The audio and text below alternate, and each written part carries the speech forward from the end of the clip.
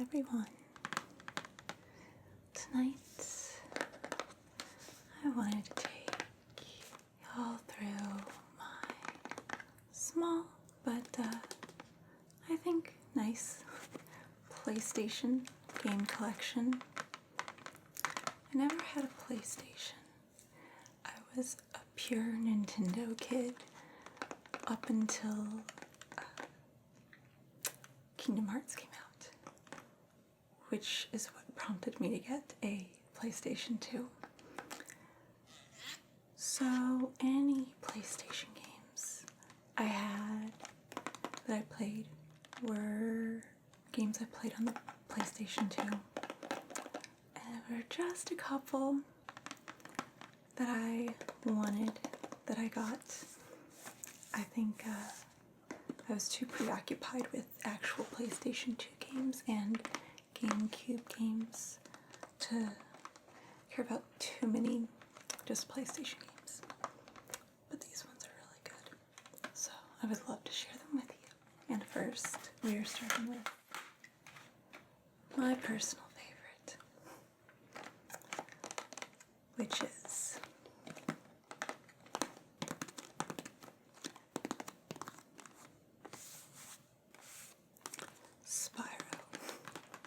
Spyro the Dragon, I think is the official name. This is a collector's edition with the 3 games that came on the PlayStation. I was a huge Spyro fan. I don't know what happened to that series. I feel like it just sort of like disappeared. I know the quality of the games kind of went downhill after these PlayStation games, but it's a series that I feel like still had like enough of a fan base that they could have kept going and really done something fun with it. But oh well, at least I have these games. So here's the back of this. Spyro the Dragon, yeah. Spyro the Dragon is even trademarked. Things are really heating up now. It's the supercharged trio featuring the feisty, flame-breathing little dragon, Spyro and his dragonfly friend, Sparks. Oh, the trio is the games, not the characters. But we'll start with these and go through each of them. The first one is just, of course, Spyro the Dragon. This is the one I have the least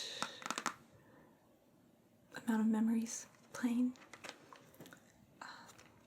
Because I actually the first one I played I think was Ripto's Rage, the second one, which we will get into in a moment.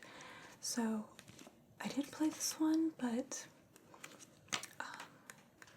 like it was so evident to me at least the amount of improvements just between the first and second game that it made me like not as interested in the first game once I went back to it. But let's see if looking through this little guidebook helps trigger any of those memories. I love looking at this stuff. Oh my gosh, all of the like controller guides and everything. Cute artwork. It's another thing. I always love the artwork that a lot of these little guides included. I'm not going to read this whole thing, but I'll read you a little bit of the synopsis for the game. In the beginning, the 5 dragon families lived in their 5 dragon worlds in harmony. Their lives were happy and peaceful until the day a Nork broke the rules. Okay, that's triggering memories. I remember the Norks, or Nork or whatever. Nasty Nork was an unpleasant creature from the bottom of his dirty boots to the top of his unwashed head. He wasn't pretty, and his personality combined the short temper of a gnome and the bad attitude of a orc. I believe that should be an orc. Grammatical error there. And there we have Sparks the dragonfly. who was like an indicator of your health. He would change different colors depending on like how much health you had left and whatnot. Oh, I love these guys, the little thieves. I always thought they were so cute that you would have to chase throughout the levels. I liked them a lot. God, Spyro is so cute too. Oh. I wonder if they ever came up with any good Spyro plushies, because I would have loved to have had one of those. Oh, this is cute. The different dragons in the game. I remember them, or their designs, or whatever. See, we have artisans, peacekeepers, beast makers, and magic crafters. So different types of dragons. Oh, look at that! And a nice little ad for the strategy guide. Only $14.95. So funny, like actually paying for strategy guides back in the day. Now it's like, I'll just go on Reddit and look it up if I have trouble. I always love this too, how these guides would often leave like little pages in the back to write notes. I don't know what people write notes about, but that's cute. That's a good picture too. I like that. Very nice expression on his face. So, yeah, like I said, I don't have much to say about this one. There's the disc in there. See if there's a good picture behind it. Yeah, and very cute. But I got a lot to say about the second Spyro, officially known as Spyro Ripto's Rage. In my opinion, the best Spyro game there is. Granted, I may not have played every single Spyro game. I played up to the Game Boy Advance game and the GameCube games. I don't know how much further they went after that, but I don't care if there are more I haven't played. This is the best one. This will always be the best one. I was obsessed with Spyro Ripto's Rage. Part of that maybe because it was the very first Spyro game I ever played. But I really do just think it's amazing. And the soundtrack is so good. All of the Spyro games have amazing music, but especially this one. And I love all the worlds. I love how the main, like, what's the right word? I guess like official different levels or something, or like chapters of the game. Like where the hub areas, like different hub areas that linked to different worlds. I love how you had like, they were all different seasons. The main one I remember is Winter Tundra. So good, so good. I wanted to live in those different worlds.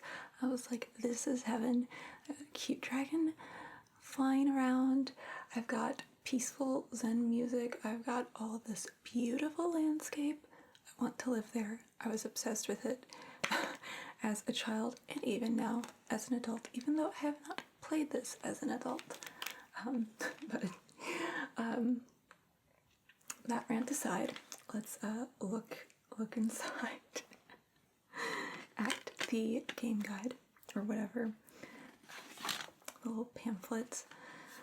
Oh gosh, so many great levels in this game too. It is hard to pick a favorite one, but I think my favorite one is probably Zephyr Hills, I think is the name of it. It's the one, you have like the satyr girls, and you have like these big guys or something that are turned to stone.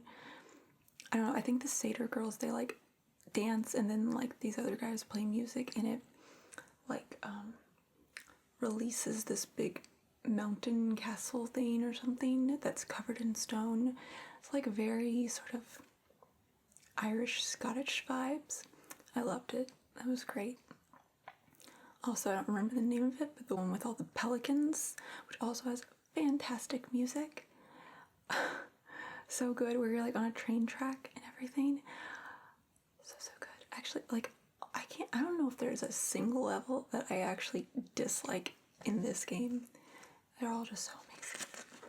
So good. Let's see. Oh yeah, I don't know if did they introduce swimming in this one? Because I see a lot of pictures of him swimming. I can't remember if they had swimming in the first Spyro game. But I mean, there had to have been swimming, right? If he's on here. I know there was an underwater level at some point. I'm gonna be very excited about this game. I would love to go and play it right now. Alright, here's a bit of the synopsis. The battle for Avalar. Spyro the Dragon and Sparks the Dragonfly are looking forward to a relaxing vacation at Dragon Shores. They're going to rest up from their victory over Nasty Nork in their first adventure. But fate is about to give their travel plans a big ugly tweak. In the worlds of Avalar, a dinosaur-riding troublemaker named Ripto is making life miserable with his magical spells. Statues are coming to life and attacking their makers. Monsters are messing up electrical systems. Oh, I remember that one too. Eskimos are being turned into ice cubes and fish are running out of water. The folks in Avalar have to come up with a plan quick. They decide that a dragon is what they need to defeat Ripto and his gang. Blah, blah, blah, blah, blah, blah. And there's some other stuff. I remember the Eskimos. That's probably on the lower end of my favorite levels. I think there was like a lava level with dinosaurs or something. And if I'm remembering that right, that was probably my least favorite level. Yeah, I don't know, I didn't like that. I don't think I liked the Eskimos very much. So I guess there maybe were some levels that I didn't like. But like 95% of the game is perfection. Here's Spyro and Sparks again. They got their own little profiles. Sparks looks kind of badass there. Spyro is the mischievous hero of this tale. 3 steps to saving the world. Complete the talisman task. Complete all the orb tasks. Collect all the gems. Oh, and here's some more of the characters. Some of these characters were really annoying. Especially Moneybags. God, I freaking hated him. Every single game he showed up in. Hate him so much. I always thought he was going to, like, he's not really a good guy, I feel like. But I always thought he was going to, like, turn out to be some sort of secret villain in the end. It's just like, I never trusted him. He was always charging me, like, exorbitant fees for stupid crap. Hunter, I think, was kind of annoying. The cheetah. Alora, Professor Zoe is a fairy. I remember she zapped you. I think she, like, saved you. It was, like, a progress check. So if you died, you could start back at where she zapped you or something like that. I highly recommend, whether you've heard the music in this game or not, going on YouTube and just, like, looking up Spyro Ripto's Rage, because you can find, like, all of the songs on YouTube. They're so good. I remember a while back, like, looking up the actual composer for the Spyro games. I mean, all of his music, I feel like, sounded kind of similar, maybe. I don't know. He makes good music outside of the Spyro games as well. I wish this had a list of the different levels. God, I need an art book for this, actually, with all the different levels. You know? I feel like I could go on and on. I could make a whole video just about this game. Anyway. The best. Oops, sorry. My hair got caught in the CD case. The best Spyro game. Forever and ever. Alright, now this is the third Spyro. Year of the Dragon. So, I have more memories of this one than I do of the first one. But I don't think I ever finished this one, and it's actually because my disc, there's, like, I don't know if there's a scratch on it or what, but there was something wrong with my game disc. The game would always freeze like at this very specific part. So I unfortunately never finished this one. But I do remember that you have a lot of friends, like little animal friends in here, that you got to play as in certain levels. So you got to play as more characters than just Spyro, and they all had like different, it was a different like combat style, I guess, kind of, for the different characters. And no, it's not this one. I was thinking that you had different powers besides just like breathing fire, but I'm pretty sure that is the GameCube game. Enter the Dragonfly, isn't that what that one's called? And I think you also got to skateboard in this one, if I remember correctly, which is kind of cute.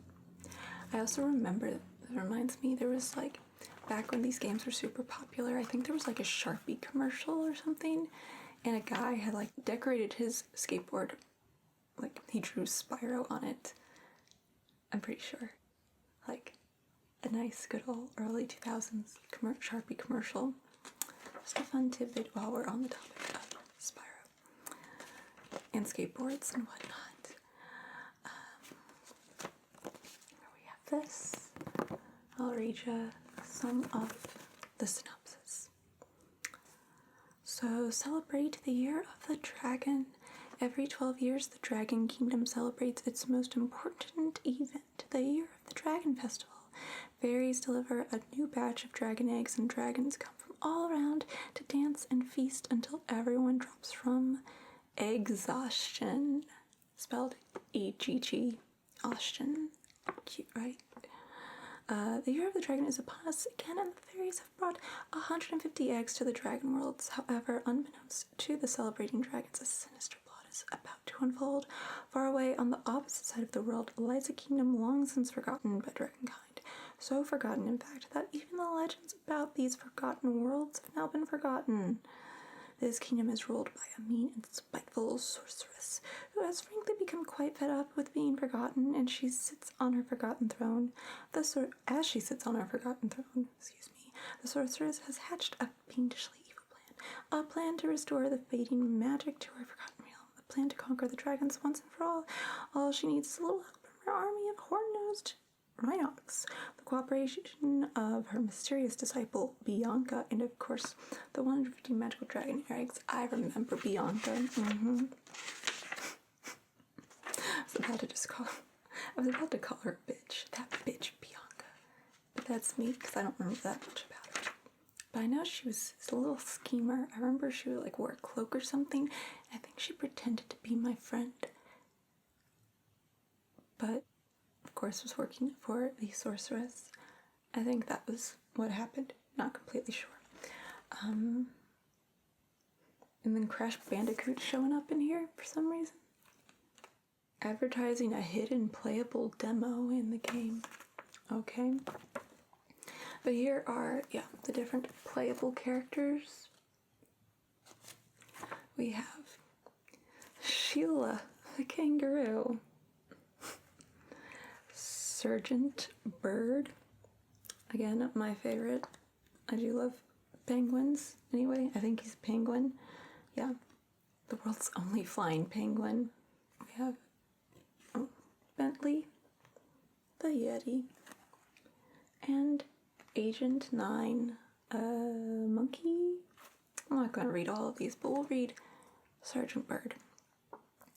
Meet the world's only flying penguin. Sergeant Bird was raised by hummingbirds who taught him how to get airborne. Then he flew the coop and joined the Air Corps.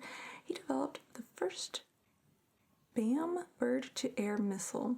BAM launchers are mounted on his shoulders. Sergeant Bird can also pick up items and drop them with superb accuracy. That's what it was.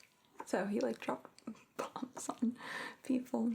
He's very cute. I'm a big penguin fan. There's that bitch Bianca. Her. I think, if I remember correctly, didn't she try and trick us? But then it turned out she was fighting or working for the bad guy, and then didn't she come back over to our side? Isn't that what happened? Maybe? Let's see. She is the apprentice to the sorceress and leads the Rhinoc egg stealing party. Bianca likes to make threats to Spyro. Is Spyro scared? Ooh, I'm shaking in my scales. Put a lot of character into the writing in these profiles and descriptions. I think there was something like that going on with Bianca. Another picture right there. Pretty much the same one that's on the front. Yeah. I would love to go back and play these games, especially the second one. Such like a zen memory. Oh, and I have to mention, I think I've mentioned before that I love, I have certain soundtracks that I create for a lot of the games I have played as a kid. And let me just say, the official, aside from the already wonderful game soundtrack, my unofficial soundtrack for Spyro Ripto's Rage is the Hilary Duff Metamorphosis CD, which is, I believe, also Hilary Duff's debut album as just Hilary Duff and not Lizzie McGuire. So perfect listening to while playing Ripto's Rage. So good. Coming clean. Sweet 16.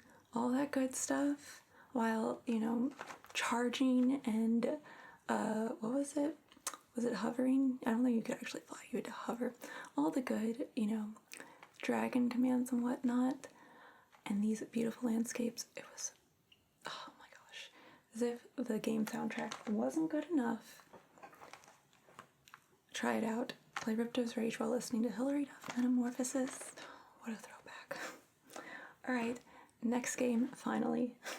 Sorry for the insane fangirling there. On multiple levels. This one, I think, will be probably a fan favorite, a general gaming fan favorite, I guess. We have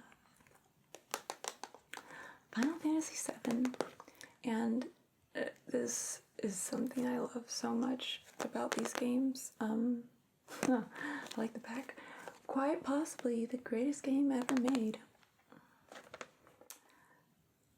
Not my personal favorite Final Fantasy game. I know that could be blasphemy to some people watching this, but get over it. I still think it's a great game. But the thing I love about these PlayStation Final Fantasy games, I don't know if I saw this for any other games for PlayStation. But, sorry, the game pamphlet thing just fell off. But the fact that you had multiple discs, it's the disc couldn't handle all of the contents of the game. So you had this one, and then of course it saved your progress onto the memory card or whatever. And then, oh look, we've got 2 more discs, so we need 3 discs just to play the whole game. This is just I don't know, such a great blast from the past, how things used to be. I'm curious if anyone knows of any other games that were like this for PlayStation or anything. I remember Final Fantasy VIII. I really like Final Fantasy VIII. That was my first introduction to Final Fantasy games, is Final Fantasy VIII. That one, I know, was very similar. Actually, I can't believe I didn't get 8, actually. That's really sad. I never got that one myself. We have Sephiroth right there. Oh, and this is when they were still Squaresoft as opposed to Square Enix or whatever. God, my hair got caught in the CD case again. There's that picture again. I think this is all one picture, actually. Front, like this.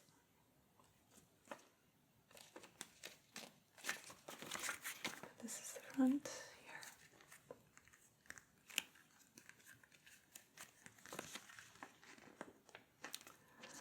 here. And we open to a nice little picture of Cloud Gotta love the old graphics, especially with like just all of the new stuff they've done to keep, you know, Final Fantasy VII alive, like with the remake and everything.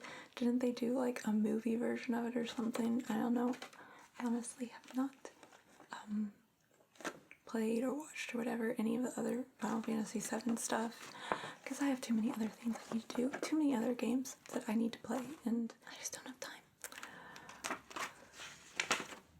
But it is nice to see the traditional art and graphics and everything.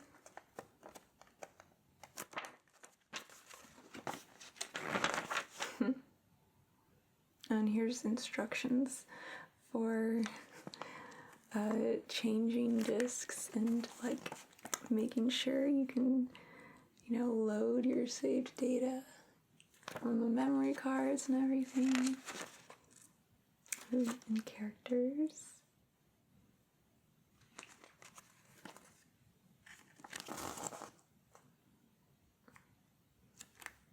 Descriptions, and it looks like it's got some stats in there. Sorry for the glare.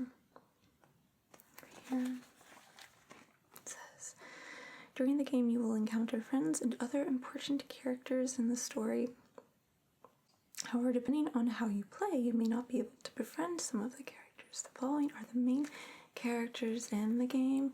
Of course, we have Cloud, Aerith, Tifa, Barrett, all of those, I was about to say same old, but that's like, I feel like kind of mean. Oh, I feel like I've seen these characters so much. I personally always really liked Yuffie. I actually had and it's just because I thought she was cute, honestly. I actually had a gerbil that I named Yuffie after her. Though I feel like she is definitely not the fan favorite when it comes to all of the gals in this game. That's a good picture. Right there.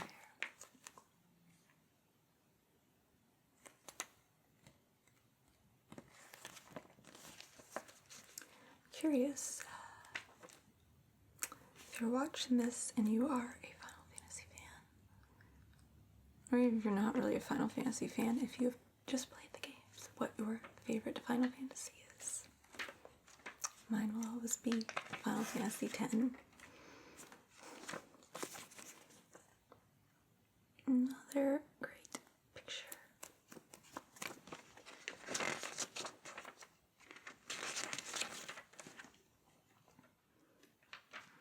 Oh, I always liked this one too, of Yuffie. Oh, and of course we've got a nice little dedicated page for chocobos.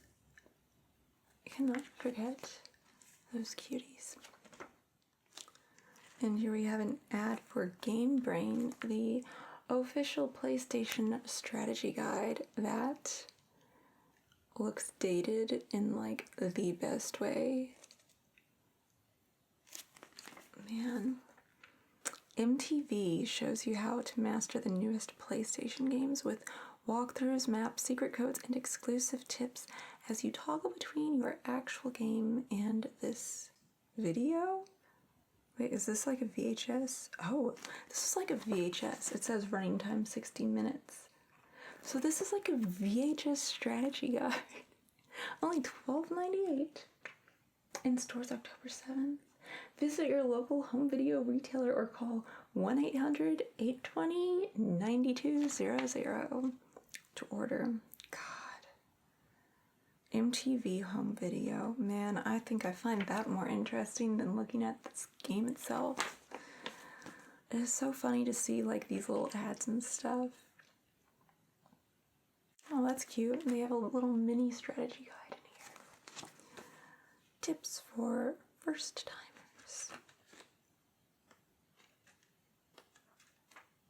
Warning. The following section is a hand-holding walkthrough of Cloud's first encounter with the rebel group avalanche in the walkthrough. Many themes are revealed which may spoil some of the surprise. If you're feeling totally lost and don't know what to do, refer to this section for advice. If, on the other hand, you have a good grasp on what to do, play through the area first before consulting the walkthrough. Brady Games Strategy Guides. God. And then we have an ad for the full strategy guide. And then ads for other games. Coming soon from Squaresoft, Bushido Blade and Final Fantasy Tactics. Wasn't it nice when these were the types of ads that were forced upon us, as opposed to, you know, like 5 different 2-minute ads, like in a single YouTube video or something like that. But yeah. Final Fantasy VII. Now I think about it, I don't know if I ever finished this one. I was probably too busy playing Final Fantasy X and Final Fantasy X-2, you know? Or playing Spyro Ripto's Rage for like the 8th time while listening to Hilary Duff. You gotta do what makes you happy though. And this is my final PlayStation game. Also a used game. In fact, it's not even in like the original case. This is some pre-played thing from the place where I got it. But it is, of course, good old Harvest Moon here. Let me fix that so it's up nice and straight. Harvest Moon. One of my most favorite, whatever. One of the best, in my opinion, game series of all time, even though this one at least is really not that different. And I think I mentioned this in my Game Boy Color video. I feel like this one and the Game Boy Color game were very, very similar, to the point where I like didn't even play this one. But I'm glad that I have it, even if it's not in the original casing, so it's probably like worth nothing. But yeah, I remember they probably aren't, but it looked and felt so similar though. Like I don't need to do this twice. As much as I love doing chores every day and growing my farm and taking care of cows and stuff, I don't need that exact same experience 2 different times. I've got like 4 other Harvest Moon games that I gotta play and get through anyway, so I don't have time to waste on this, you know? But it's good to have, because I love Harvest Moon so much. And also, like, I was probably riding on the highs of Harvest Moon 64, which is very hard to beat. Sorry for kind of just like doing a throwaway at the end there, but those are my PlayStation games. Small but sweet collection. Really wish I had Final Fantasy VIII in here, because that one, again, is my intro to Final Fantasy, and I love it. And the other thing I wish I had in here, I mentioned this before, there were like 2 Rugrats games that came out for PlayStation that I rented a couple times, which were so much fun. They're probably like really stupid, but I had a blast playing them. And Nintendo 64 got a crappy Rugrats game. But the PlayStation ones were so good, and I kind of would like to have those just as like a memory thing. But that's it. Thank you for joining me. I hope you had a fun time, and that hopefully you were a Spyro fan and or Hilary Duff fan, because I feel like the majority of this video was spent geeking out about that. But yeah, thank you for joining me, and I will see you later. Have a lovely, lovely night.